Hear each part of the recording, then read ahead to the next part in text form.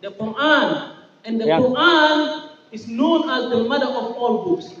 The Quran is known as the mother of all books.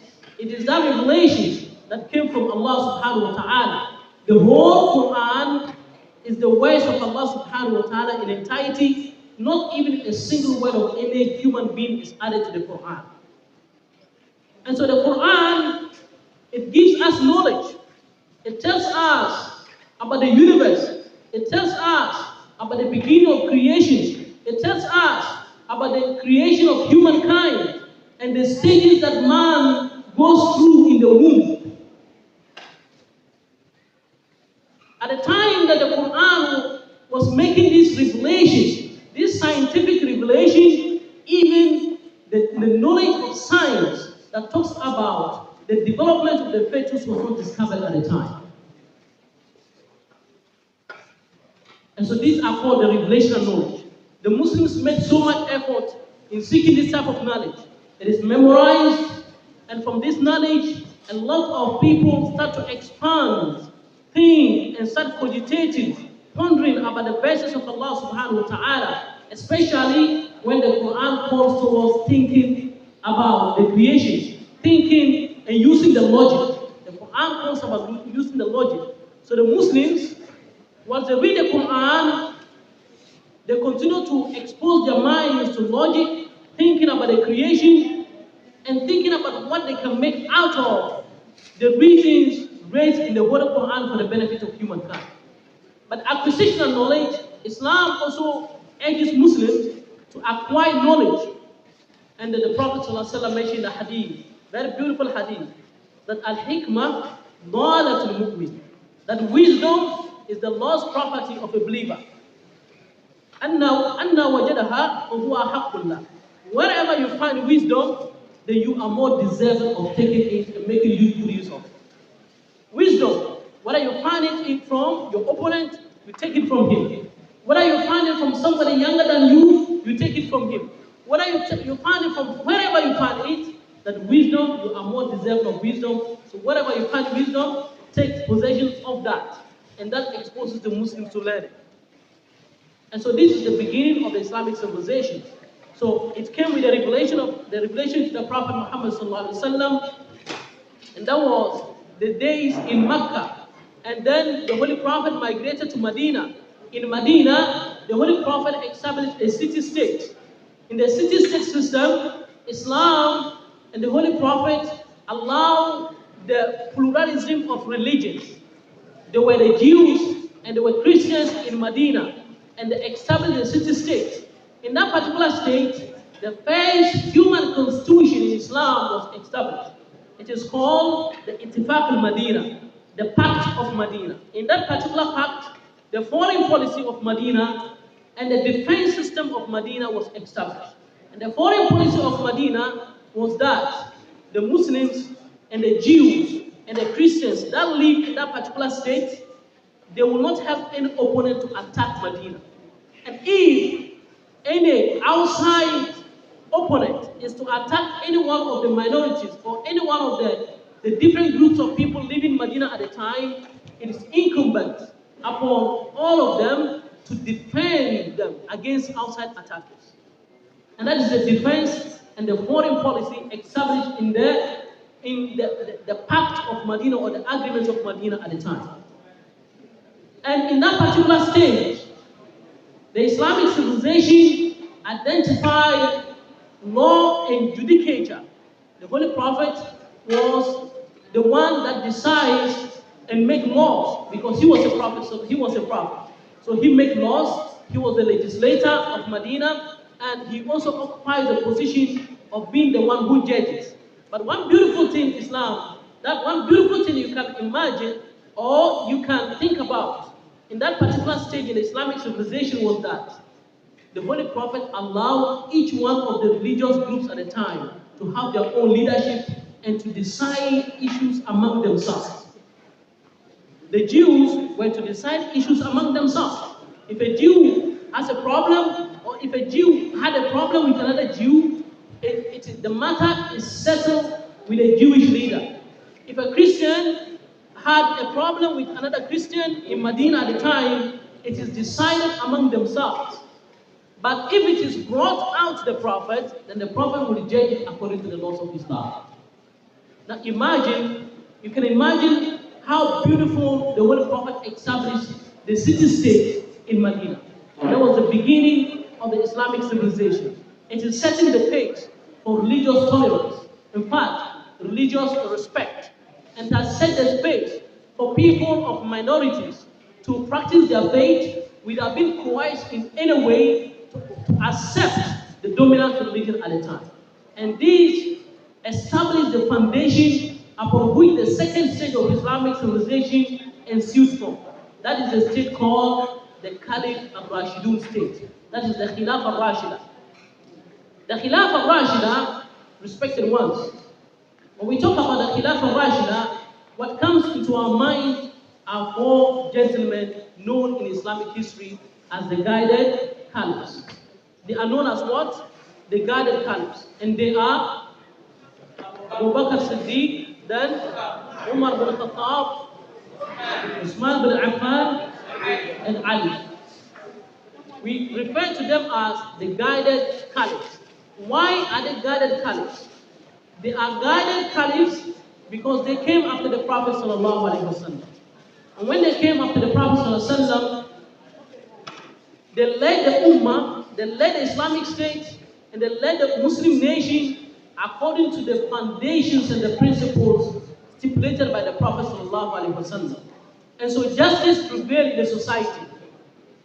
And they were systematically choosing to suit the interest of the general population. They didn't force themselves upon the people. For example, Abu Bakr Siddiq, he was selected by the people to lead them for being the best among them. He was not forced upon the people. Then came Umar. Umar was selected by Abu Bakr Siddiq, and he was endorsed by the general population to lead them.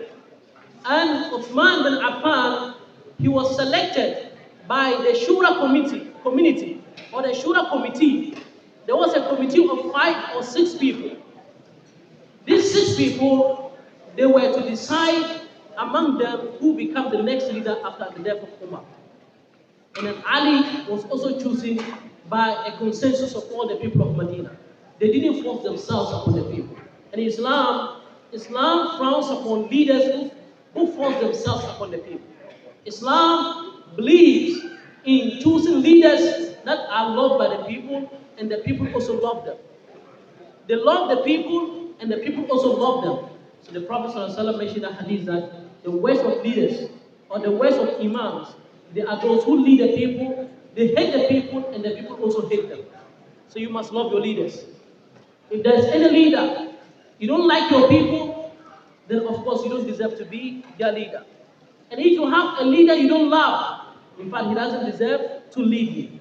So these were the foundations that the second stage of Islamic civilization was established upon, the Khilafah. Actually, a topic of this nature, we wouldn't like to go deep because we're talking about a civilization that spans over thousands of years and about centuries upon centuries. So we're going to give you just a summary of it, then we move to the achievement of this particular civilization, so that you know that you have a lot to read when it comes to knowing your civilization and the civilization of the Muslims. So this is the second stage, the stage of the Khilafah al-Rashida.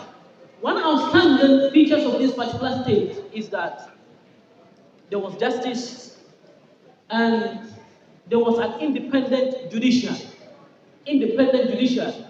Some time ago, just a few days ago, you will find our President, His Excellency, the President Nana Akufo-Addo, when he was jabbing the former president, that he lost the court case 7-0, right? Did you hear that? 7-0 because the Supreme Court judges that sat on the case, none of them went into the favor of the NDC. Now, of course, many a times in our contemporary world, hardly can you find the judiciary ruling against the government. But when you go back to the Khilafah, the time of the guided caliphs, you will see that there was an independent judiciary. Once upon a time, Umar bin Khattab, and we all know Umar bin Khattab, he wanted to expand the Prophet Masjid. But at the area he wanted to expand the masjid, there was the house of Abbas bin Abdul Muttalib. And to expand the masjid, to expand the mosque means he has to collapse the mosque. So he proposed to Abbas that I'm going to give you another house, but you allow me to collapse this house so that I can expand the masjid of the Prophet. This is understandable, right? This is a mosque. This is a mosque. And it is the mosque of Abbas' son. We can say the Prophet is his son. That's the brother's son. But Abbas says no. Amir al-Mu'mineen, I will not allow you. This is the leader of the Muslims. And he wants to expand the mosque that all of us pray inside. There's a masjid, there's a house by the mosque.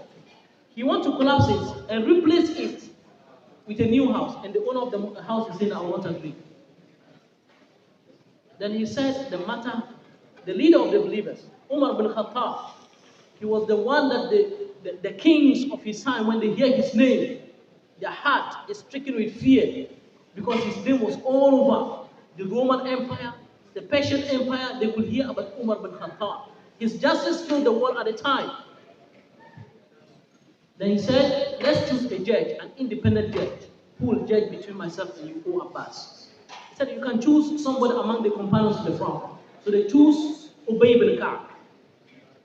Umar bin Khattab, when they went to Ubay bin Ka'b, he said, Amir al-Mu'mineen, you have the chance to call the judge to come. He said, no, we have to go to the judge and not the judge to come to us. So the leader accepted and went to the judge. When they went, Umar bin Khattab said, I want to build the mosque of the Prophet. I want to expand it. As the leader of the Muslims, I have taken the decision to expand the mosque because the people are many. But there's a house of Abbas, and you didn't allow me to expand it, even though I promised to replace it with another house. Abbas said, it is my property. I cannot give it out. You cannot take it from me except with my pleasure. And the judge, look at this particular case. This is a case the whole community is going to benefit. And yet the judge ruled in favor of Abbas. When Abbas realizes that the judge ruled against the leader of the Muslims, and Umar accepted the particular judgment of the judge, Abbas said, oh, Amir al-Mu'mineen, leader of the Muslims, I have now accepted for you to destroy my house, expand the masjid, and I'll take another house besides it. And I'll give you a more fascinating story more than this. Sayyidina Ali, he is the fourth caliph. He found his sword. That was a very outstanding sword in the hand of a Jew. But this case was between two Muslims. Now, I want to give you a story of the leader of the Muslims having a case with somebody who is living under his government as a religious minority, a Jew. In a case where the Jew happened to have in his possession illegal possession of the sword of the leader of the Muslims. Sayyidina Ali found his sword with a Jewish man. He said, this is my sword. He knew his sword very well. But the Jew said, no, this is not your sword, it's for me. Because he lost the sword in a battle. Then they went to Qadi al-Shuray. Qadi Shuray, if you read about Qadi Shuray, كاد أن يكون صحابيا. He nearly became a Sahabi. Qadi Shuray embraced Islam during the time of the Prophet, but did not come and met the Prophet before he passed away. He got to Medina, and the Prophet was buried before he arrived in Medina. So Qadi Shuray was one of those we call the Tabi'un, those who saw the Sahaba but did not see the Prophet himself. He was appointed as a judge by Ali bin Abi Talib. Then they sent this particular case to Qadi al-Shuray. Al-Qadi, an Islamic judicature, is very interesting. I want you to understand what will lead to the golden ages of Islam and what will lead to that grandeur and the supremacy that Islamic civilization reached. It was based on solid principles of justice, principles of equality and accountability and morality, and it was not based on oppression. Now, Ali bin Abi Talib, they went to Qadi Shuraih. Ali said, this word is for me. And in Islam we have al-bayyina al-muddai. The one who is arguing that something is for me, you have to prove why it is for you. So the Qadi, the judge told him that, what is the proof that this word is for you? He said the proof is that this is my son. My son is ready to bear witness that this is my sword. Then the Qadi said, the judge said in Islamic law, a son cannot bear witness for the father. A son, you cannot bear witness for your father. So your son is disqualified from bearing witness for you. He said, do you have another proof? And he said, I don't have any other proof. He said, then I have ruled that the sword is for the Jew. The Jew knew very well that he was telling lies that, no, this sword is not for him. When the Jewish man realized this display of justice, that I have illegally taken the sword, and I knew very well that I'm telling lies, and I know very well that this sword is for Ali, and yet the case is brought to another Muslim, and he ruled in my favor, I bear witness that Islam is a true religion. I want you to know that Islam did not spread by the sword, as people make us to understand. The Islamic civilization, it was willingly accepted. And I'm come to talk about when Muhammad al-Fatih, when he conquered the city of Constantinople, which was the capital of the Byzantine Empire. And with the conquest of that particular city in the 15th century, that ended the Byzantine rule in that part of Europe. When the Muslims entered the city of Constantinople, the Christian monks, everybody was hiding in the church, one of the biggest church in the present day Istanbul. They were hiding because the Muslims have taken over from the Roman, the Christian rule, of course. The Byzantines were Christians. They have taken over, and probably they were going to kill us. But they were surprised that the Muslims army, led by Muhammad al-Fatih, he declared amnesty to all the Christian monks. He declared amnesty to all the Christians that go practice your religion, pray in your churches, and nobody will force you out of your churches. When they heard this, they cry out of joy, because the kind of barbaric treatment they received from the Byzantine soldiers was different from the justice and the peace they are receiving from the Muslims who have just conquered the city. And so they willingly accepted Islam, and nobody forced them to accept Islam. Respected Muslims, that is Islam. It was never spread by the sword. It is the justice displayed by the religion that made people to continue to accept the religion. Now that's the second stage, the stage of the Khilafah Rashida. The second stage of this, the third stage of Islamic civilization is the stage that we call the Umayyad state, or Dawah al-Umayyah. Dawah Umayyah was the state that was established by the Umayyad tribe. The Umayyad tribe came from the Sufyan, that is Abu Sufyan, his family. They belong to the Umayyad clan. They established it and made the capital of that particular state in Damascus. That is Damascus in Syria. They also ruled the Muslim world about 100 years, or about a century. They ruled the Muslim world. And that particular stage witnessed so much development. The fourth stage of the Islamic civilization, it is the stage of the rule of the Abbasiyya, the Dawlah al-Abbasiyya, the Abbasid Empire or kingdom. They also ruled the Muslim world for about 500 years. They ruled the Muslim world. We shall come to talk about the achievements of Islam and the achievement of that civilization of each one of these particular stages.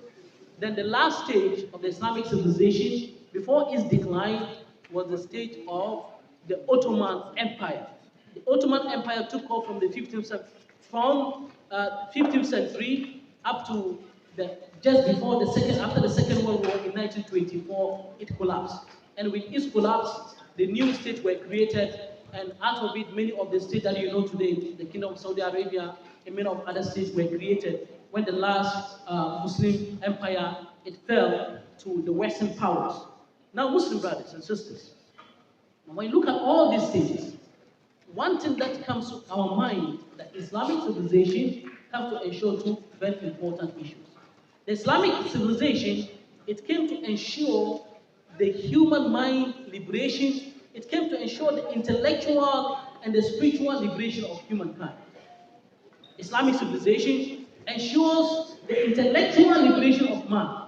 Man is not liberated. Man cannot be a free being until he is intellectually liberated. When your mind is filled with depth and with knowledge that is not corrupt, that is corrupt, knowledge that cannot withstand the test of time, then you cannot be a free being. You cannot be a liberated being. And so Islam, it came and started talking about read, Iqra, because you cannot be a full being without knowledge. The first verses of the Holy Quran talk about reading. And you don't just fill your brains with any knowledge. That knowledge must come with the incense of godliness.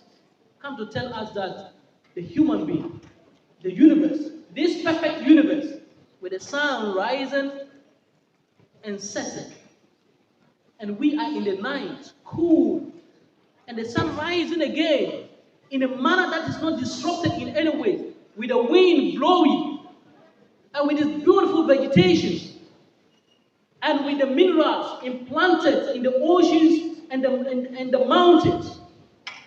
And we have the vegetations, the fruits of different kinds, the stars that beautify the skies, and different colors of human beings, and different races and languages. We tell us that this is from the Big Bang theory. Does it make sense? That this is the big, there was an explosion. What happened when there's an explosion? May God forbid. If there's an explosion of any building on the campus here, what are you going to find there? Will you find order or disorder? So how can explosion lead to orderliness? That there was a big bang theory. There was a very big explosion. Explosion leads to disruption, disorder. Everything becomes disorder. But we find after that explosion, very unique order. The vegetables, the water bodies, and we find the mountains, and we find the sun, the galaxies, the planets, the wind blowing. Where is this? How can this order come from that explosion? And then we'll go further to look at people who will say that man originated from the apes. The apes became so much civilized that they became human beings. And yet we are in the era of civilization, and the apes of our times are not becoming civilized and becoming human beings. So if your brains are filled with this type of knowledge, how can you be a liberated human being? It's not possible. So Islam connects human beings with knowledge that is certain, knowledge of the Quran. Alif Lam Mim. ذلك الكتاب لا ريب فيه هدى للمتقين. Look at the Quran, the beginning of the Quran. He said Alif Lam Mim. That book, there's no doubt in it, is guidance to humankind. Yasin wa Quran al-Hakim. The Quran, the book of wisdom. It is that book that made you to know that you were created with that knowledge. So seek knowledge to get knowledge. هو الذي أخرجكم من بطون أمهاتكم لا تعلمون شيئا وجعل لكم السمع والبصر والفؤاد لعلكم تشكرون. He said, it is your creator that brought you from the wombs of your mothers whilst you knew nothing. Then he gave you the faculty of thinking, the faculty of seeing, and the faculty of hearing, so that you may give thanks to your creator. Can you imagine? He gave you the faculty of seeking knowledge, so that knowledge will link you to your creator. So the intellectual liberation of humankind leads to the spiritual liberation of humankind. When you are intellectually liberated, you start to seek the way to your creator. You start to think about who created this universe. Imagine an Arab Bedouin saw the way to Islam and God. Do you know how? He passed by a road. Then he found, excuse me to say, the feces of a camel. the camel, it cuts, it is divided. Anytime the camel, it defecates, he saw that the pieces are divided in that order. Then the Arab man said that the camel that passed this road is blind. No, sorry, his tail is cut off. It has no tail. Because if it has tail, it's supposed to divide the pieces. But the pieces he was seeing was in that order with, it's not divided. So he realized that it has no tail. When he got to the other part of the road, he saw that there was a camel with a tail. So he was able to see this, how the pieces of the camel looks like, and determine the nature or the kind of a camel that passed on that particular road. And so he said, if this is the case, it means this particular universe cannot be without a creator. There must be somebody who created this universe in this manner. And that led him to Islam. Wow. Use your brain and you see the guidance. That is what the Islamic civilization came to offer. The spiritual, the intellectual liberation of humankind, which is acquired through knowledge. It leads to the spiritual liberation. Spiritually, you cannot be liberated when you bow to idols, when you bow to other creations like you. And so there's an Indian scholar who wrote a book called The Origin of the Indian Civilization. The Origin of the Indian Civilization. He said that the founder of the Indian civilization is none other than the Prophet Muhammad sallallahu alaihi wasallam. And do you know why he said that? He said that the Indians, the minds of the Indians were never liberated until they entered into Islam. When they entered into Islam, they start to use their mind, and that liberated them from worshipping rats to the worship and cogitation and pondering over their Creator. You find a human being worshipping rats, and you find a human being worshipping a cow. And when there was a flood in India, do you know what was happening? People were carrying their gods and running away. The gods are supposed to save them from flood, but here they are saving their gods from flood. In this particular era, in the 21st century, people are worshiping. When there was flood, you see people carrying their gods and running away. The gods are supposed to save you. And you still go and see people worshiping rats. Anyway, we need to accept that, of course, there's no any Indian here worshiping rats. What Islam teaches us is not to mock at anybody's religion. He said, do not make mockery of anybody's religion. Said that they will also make mockery of yours. Do not insult anybody's religion. So they will also insult Allah without knowledge. So this is the way we beautify for every nation their deeds. Probably some people may also be laughing at you. You go to the mosque of bow, and then they may also, what are they doing? Everybody's action is beautified for them. So leave them. But we may engage in such kind of intellectual discussions that may not appeal to the instincts of people, but it appeal to the minds of the people, such that it may lead us to the right way. So he was saying that the origin of the Islam, the Indian civilization, the Indian civilization was founded by the Prophet Muhammad sallallahu, because the Indians, their minds were never liberated until they entered into Islam. And when they entered into Islam, Islam liberated them from worshipping rats to thinking about their Creator. That is the Islamic civilization.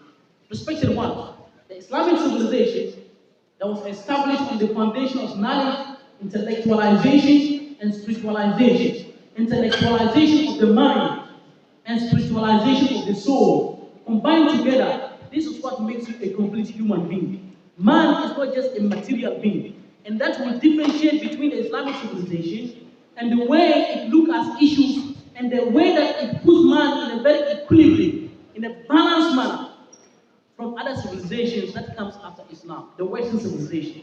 They look at human being from a material perspective. Do whatever will make you enjoy as a human being. You are free. No God in your life. Do whatever you want to do. That is the democratic capitalist system. And the socialist capitalist, the democratic socialist systems. Do whatever will make you to enjoy. That is the Machiavellic approach to politics. The most important thing, according to Machiavelli, the most important thing is an international relations scholar. He said the most important thing for a politician is how to wield power and hold upon power, even if it is dangerous to your faith. And these are the foundations, they are the scholars that founded the Western civilizations. And they propounded the theory of the end justifies the means. And I'm sure most of you put this particular saying, the end justifies the means. That this is the end. I want to get this. The end is to get this particular thing. The most. Whatever means that I will use to get it is justified. This is not allowed in Islamic civilization. Whatever means, I want to win power. If people will die for me to win power, is justified. This is not justified in Islam. And this will be the first time many of you may be hearing this, because if I have heard even Muslims talking about the end justified the means. Okay, I want to satisfy myself. I want to eat. Do I just go anywhere and get any food and be eating? I want to hold an iPhone. Do I just go and every means of getting iPhone, is it justified? No. So how can the end justify the means? This is against Islamic principles and Islamic civilization. Respected ones. Now, you will see that the Islamic civilization is spread across these particular 4 stages. The origin of it, the revelation that came to the Prophet, that came with knowledge, and the establishment of the Islamic State, and the Umayyad, the Dawah Umayyad, the Umayyad state, or the Umayyad dynasty, that ruled Islam and ruled a very large portion of the world for about 100 years. And then we go to the Dawah Abbasiyya. The Dawah Abbasiyya is the particular chain of rulers that rule the Muslim world from the corners of China to around the southern part of France and to North Africa and to Egypt and many parts of the world. It is said that Harun Rashid, who was one of the caliphs of the Dawlah Abbasiyya, he ruled 2/3 of the world at the time. Harun Rashid. Harun Rashid, and Baghdad was the capital of his civilization at the time, Baghdad. Now Harun Rashid, once upon a time, he came out. When he came, he saw that the clouds, the skies were cloudy. There were symptoms or signs of rain. He was wishing that it would rain in Baghdad, but he wanted to feel the scent of rain. But the cloud was moving away. So Harun Rashid addressed the cloud. He said, Ya Sama, imtiri haythu shi'it, fasawfa tuhmad kharajuki ilayya. He said, oh, you the sky, you can bring forth rain wherever you want, but your proceeds will be brought to me here in Baghdad. What he means is that so his kingdom extends far. He ruled about 2/3 of the world at a time. And so wherever he's ruling, there's this thing that we call al-kharaj. Al-kharaj is land tax. In those days, people who cultivate the crops, they pay some land tax to the Amir, to the Caliph, to the king. That is Harun Rashid.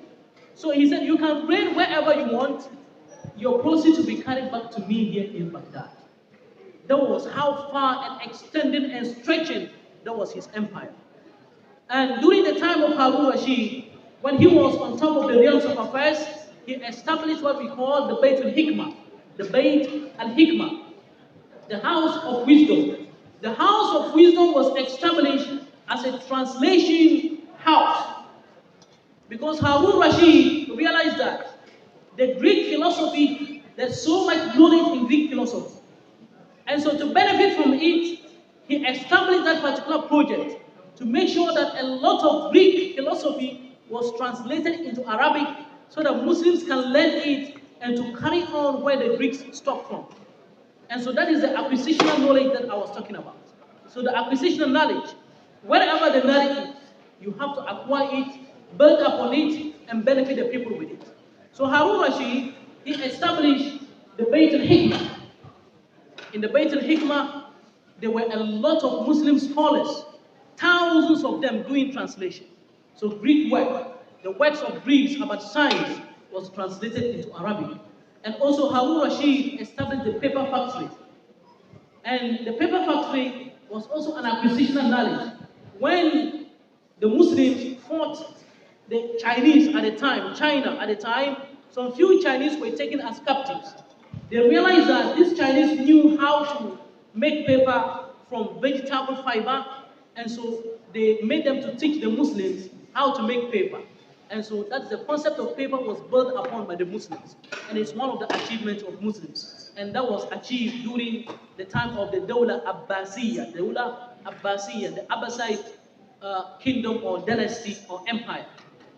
Respected Muslims, the Muslim civilization was an outstanding one that has given us science. In fact, there are 5 Muslim inventions that has changed our world forever and ever. 5 Muslim inventions. We're talking about the heritage of the Muslim civilization to the world.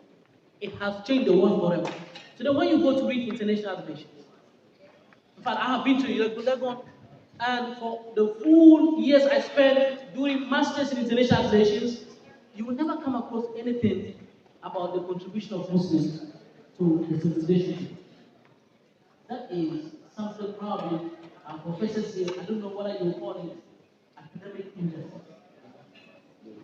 That is very, very, very unjust. They will take you from the Renaissance back to Greek civilization. The Renaissance of Europe, that started during the age of industrialization, just around the 19th century. They will take you back to Greek civilization, cutting away a lacuna in history and not being able to fill in it. They will tell you from the Renaissance back to Greek, you are not able to tell that vacuum what is filling that particular vacuum. They don't tell you anything about these great achievements of Muslims. They don't tell you anything, the history behind the algebra.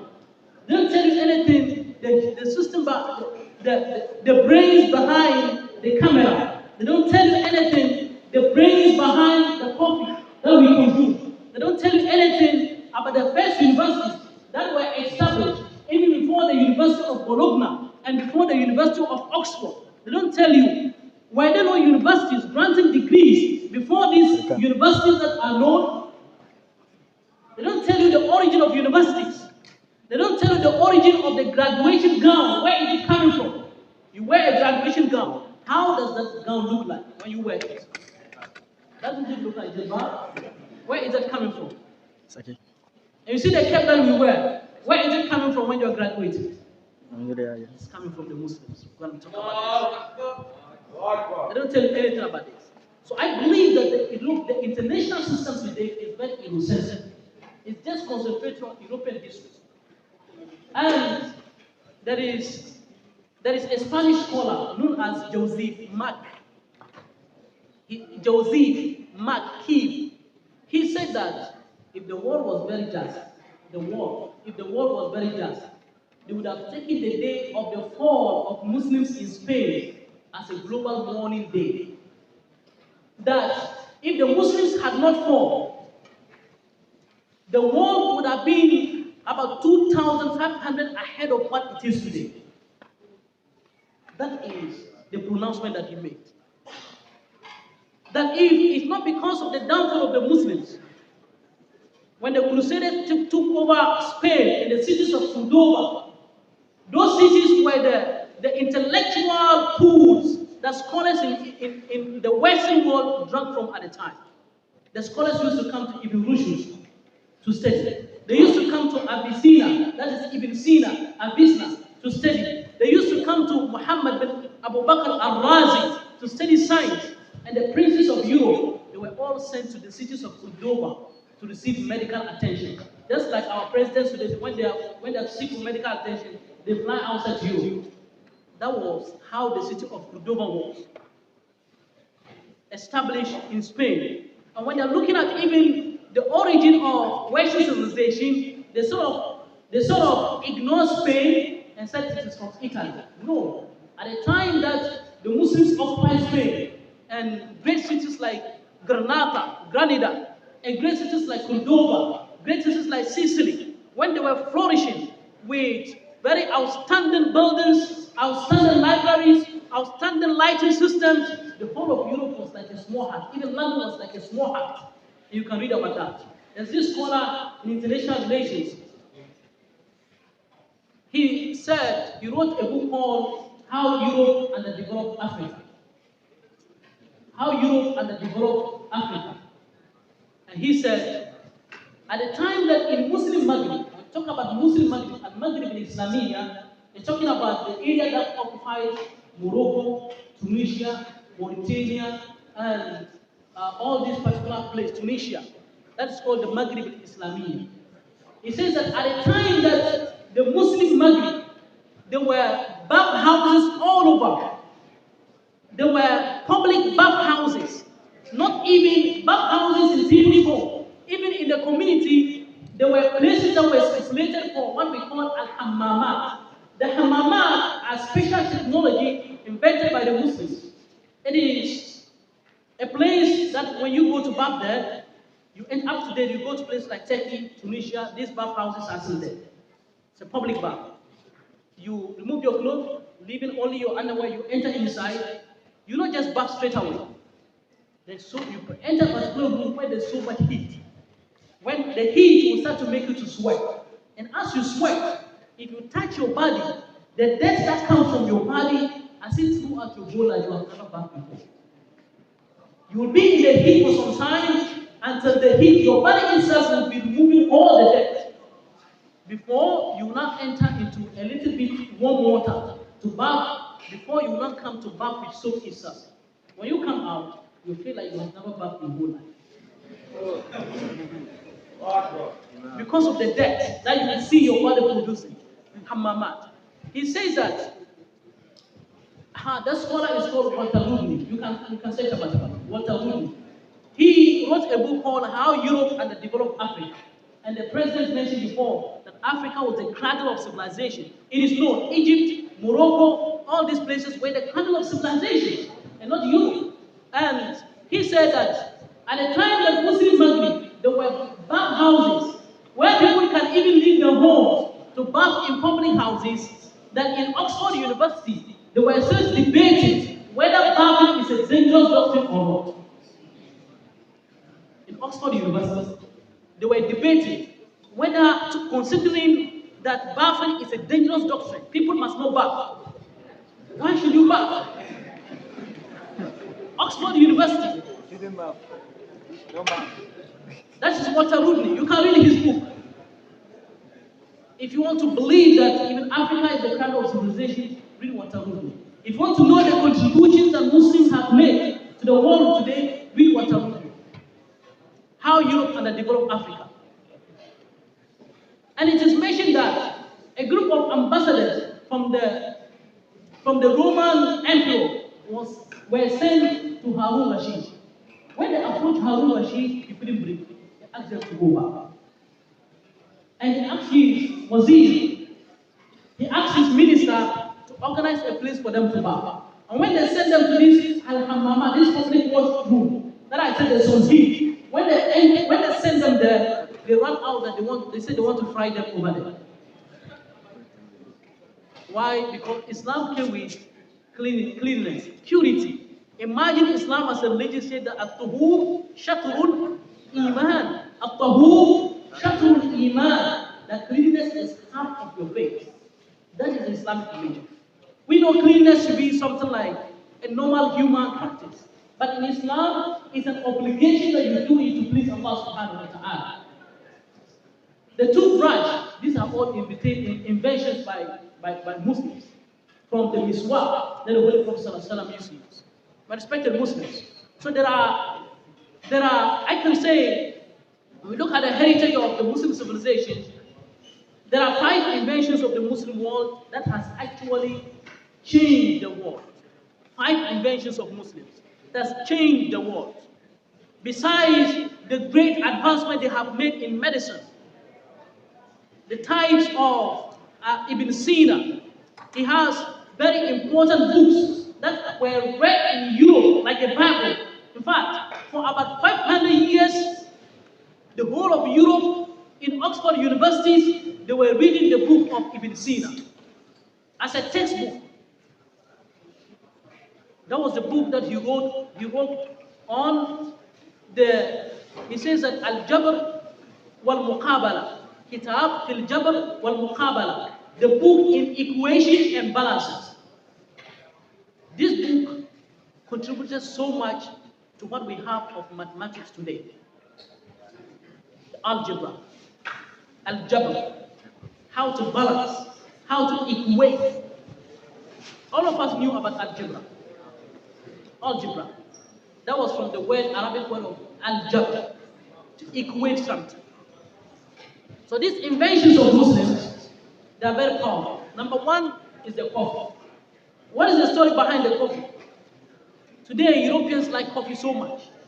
They know the power of coffee, and they don't joke with coffee. Today, as we stand, about 2 billion cups of coffee are consumed every day. Where is it coming from? You all read about the age of enlightenment.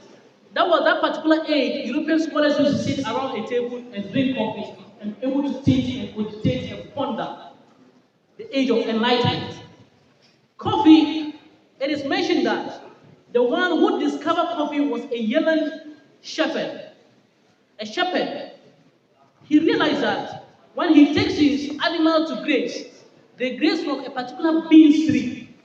And when after eating it, these animals, they become so much energetic, walking around and jumping around.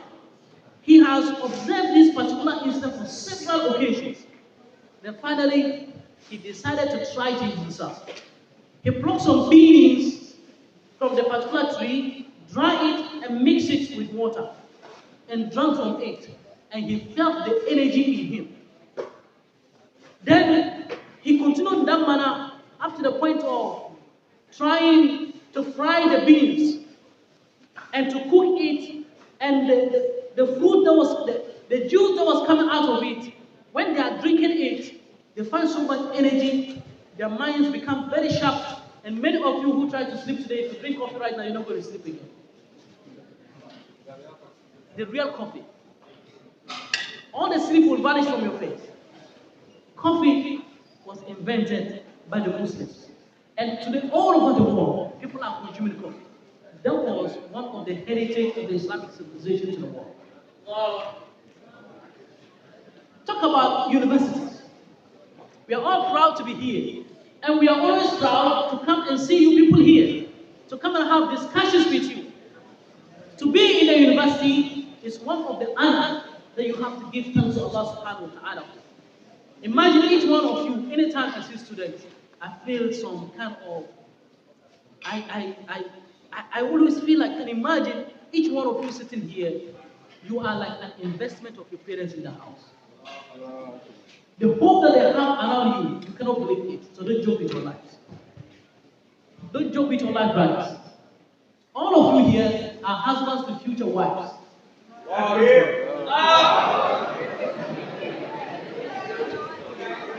And all of you here are wives to future husbands. Imagine the expectation that your children will have from you. Why do you want to fail? You are not here for a joke.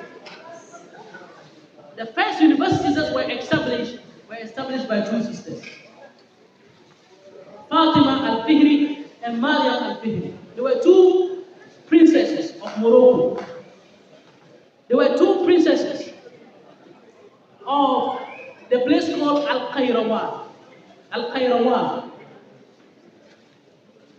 Al-Qayrawan is a place in current-day Tunisia. And that was where the first universities were established in the 9th century, before Oxford and the Bologna universities in Spain and that of the one in France. And Fatima al-Fihri, you can read about her, she established a very big works in Qayrawan. Qayrawan was a very big forest, very dangerous forest the world has ever seen. When the Muslims conquered it, they stayed there. That was that story. They said that when the Muslims army they fought to the Qayrawan, it was a very big forest, no human beings. Very dangerous forest with wild animals. Then the Muslim commander got up and addressed the animals. That all you these animals, we are the companions of the Prophet Muhammad sallallahu, and we are out to convey the message of Allah subhanahu wa ta'ala. If you deny us from conveying this message, then and you will be responsible before Allah on the day of judgment. So I command all of you to leave this particular forest. It is mentioned that when he mentioned this and said Bismillah, all the animals started leaving the Kairawan forest. Even snakes were rolling.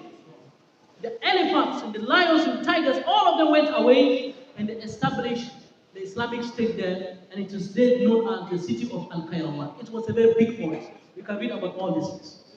The city of Al-Qayrawan, respected ones. So the first university was established there in the 9th century. Then Azhar, before Oxford University, in the 10th and the 11th century, were established in the world. And the Muslims started granting you degrees. They call it ijaza. Some of you whose iman is very high in taking a certificate is dunya. I've come across some people, especially the ladies. When the iman is high, they say certificate is dunya. I don't know whether your mind will go to the category of people that I'm talking about. They believe that to believe that certificate can give you something is that you don't have iman. No, certificate is just sabab, min asbab. Certification started in Islam. Imagine the Holy Prophet who says that an expert in judge is Ubay ibn Ka'b, for example. Then you said the most learned of Quran is Zayd bin Thabit. This is verbal certification. And before that, or then after, the Muslims start giving something we call an ijaza. You memorize Quran, you perfect the memorization of Quran, and your scholar will give you an ijaza. The ijaza means that like if I have taught a student, who took my ijaza from so and so, that reached back to the Prophet Muhammad. I have given this ijaza to my brother, or to this my student. So the ijaza will have a chain of narration that links back to even the Prophet or the Sahaba. This is what we call an ijaza. And that is the certificate that we have today. It started in the Muslim world. Muslim brothers. We also have the camera. It was invented by Ibn Haytham, Al-Haytham. He invented a camera. He was able to study how light is transferred and moved in a very small hole. And through that, he was able to see. And when light is entering through a small hole, he's able to have an image at other end of it when it goes out of the hole. Through it, he was able to invent what we have in our current day cameras. Muslims, and we also know the origin of a flying machine. The first is not the Wright brothers, that we know. The first people to start this was the Muslims. They tried to fly in Spain from the city of Cordoba. He climbed upon a mountain and then he made some kind of a bird-like kind of an image with wings. And he let himself off from the mountain, trying to see how the bird flies. So when he was able to fly very well, but he realized that when he was to fall on the ground, there was no enough force to suppress the air so that he wouldn't fall on the ground with all his strength. It could reduce the weight of his body. So he realized that the bird was able to press air using his tail, such that it lands on the edge without actually falling down with all his weight. He was able to measure this because when he fell down, his back broke and he passed away. But he was able to measure the reason why he was unsuccessful in that trial. That was because the bird uses his tail, it continues to press the air as he's coming, press the air, such that before he lands, all his weight is not being carried by the air again. He was able to mention this, and that was the first flying machine. But they will not tell you that that particular invention that led to future development into the aircraft began with a trial from the Muslims in Cordoba, in Spain in those days. Muslims, you will come across a whole lot of things. You'll come across the instrument of the astrolabe instrument, that particular observational tool that is used to observe the movement of the sun and the movement of the moon, and it is able to use the planet. It is used in observing the planet, and it's able to tell time. It was invented by a Muslim lady called Maryam Asturladi. Maryam Asturladi. He invented it, and the tool took over her name. That is the astrolabes. The astrolabes used in observing the moon and the sun to tell time. This was invented by a Muslim woman in the 10th century. There are a whole lot of things that Islamic civilization has offered the world. And the more you read about Islamic civilization, you'll get to know that it was a civilization that was based on the Quran and the Sunnah. It was having a faith. It was a very just civilization. It was a civilization that believed in intellectualization of the mind, spiritualization of the human soul, and it believed in looking at the human being, placing the human being in the very balanced perspective and dimensions. It did not approach human being like just a material being that will satisfy its desire. You want to fornicate, then you fornicate. No. It said that particular desire that you bring out, you can actually please Allah and organize it to become an act of pleasing to Allah if you marry a woman. That is Islamic civilization. And that even if you marry a woman and you still love to marry another woman up to 4. But the Western civilization, they will tell you that this, one wife, it's okay. One wife is okay. If you want, you can have more than 10 concubines. Why? Because that is what will make you satisfy yourself. You can have concubines, but they will laugh at a Muslim who married a second wife or third wife. But he has concubine in his office. He has a concubine on the way when he's going home. He has a concubine he has been chatting with. Everywhere he goes, every region, he has a girlfriend. But he laughs at a Muslim who has 2 wives in his house. Respected Muslims, Islamic civilization, it believes in placing the material aspect of human being in the right context. Man, we are not just an animal. لَقَدْ خَلَقْنَا الْإِنسَانَ فِي أَحْسَنِ تَقْوِيمٍ ثُمَّ أَسْفَلَ سَافِلِينَ إِلَّا. That is Islam. Islam has honored human beings even above the angels. Above the angels, He has given us such honor. وَلَقَدْ كَرَّمْنَا بَنِي آدَمَ. Given us such great honor. However, from the honor from hero to zero, except those who believe.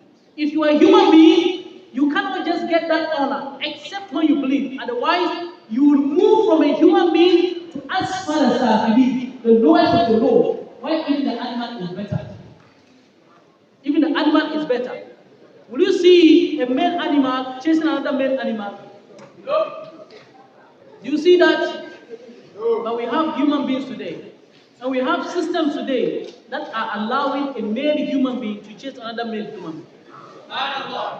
Or a female to marry a female. From honor to zero. From hero to zero. Subhanallah. So respected ones, that is the Islamic civilization. And that is also, this civilization, it ended at the time of the Turkish.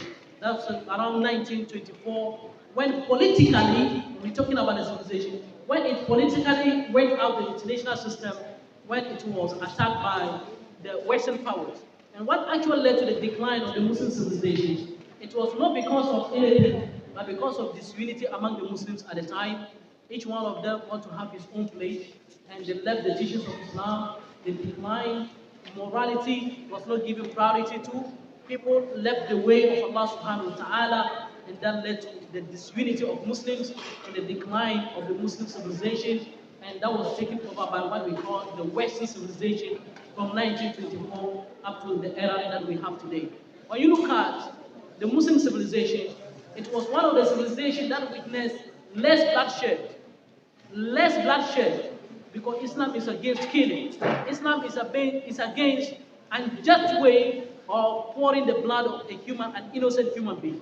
But when you look at the Western civilization that started in 1924 with the First World War, that witnessed about millions of deaths. The Second World War, about 70 million people died, and afterwards there were wars here and there. Iraq alone, about 2 million people passed away. In fact, the number of deaths so far has far exceeded people that have been killed in history, all in the name of what we call democracy. And democracy is interpreted according to the own desire. Pray to Allah to guide and strengthen all of us. Wassalamu alaikum wa rahmatullahi wa barakatuh.